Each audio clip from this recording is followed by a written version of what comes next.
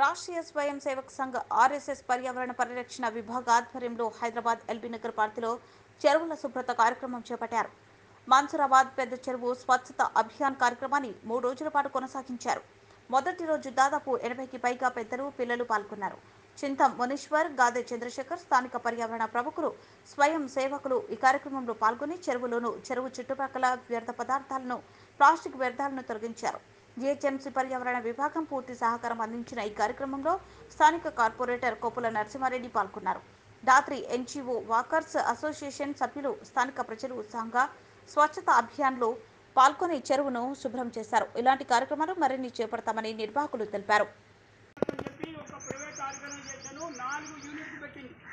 ఒక్కొక్క యూనిట్ 4080 కోట్లు 4080 కోట్లు. దేశవ్యాప్తంగా పర్యావరణాన్ని రక్షించాలి. పర్యావరణం బాగుంటే మనం బాగుంటాం. కాబట్టి చెట్లు, నీళ్లు, ప్లాస్టిక్, పొలిథిన్ ఈ 3 విషయాలలో మనం పనిచేస్తున్నాం. ఇప్పుడు మనం చూసాం ప్లాస్టిక్ వస్తువుల, ప్లాస్టిక్ చాక్లెట్ పేపర్లు, మిగతా అన్ని పేపర్లు, సింగిల్ యూజ్ ప్లాస్టిక్, పొలిథిన్ అక్కడ లేదని చెప్పాం.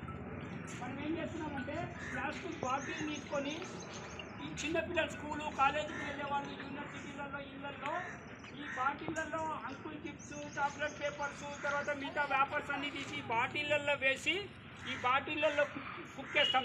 దీన్ని ఈకో బ్రిక్ అంటాం. ఈ ఈకో బ్రిక్తో ఈ బాటిల్స్ అక్కడెక్కడ 60 లక్షల బాటిల్స్ వరంగల్లో కాకతీయ మేజో ఈకో పార్క్ అని చెప్పి ఒక ప్రైవేట్ ఆర్గనైజేషన్ 4 యూనిట్లు పెట్టింది. ఒక్కొక్క యూనిట్ 4080 కోట్లు 4080 కోట్లు.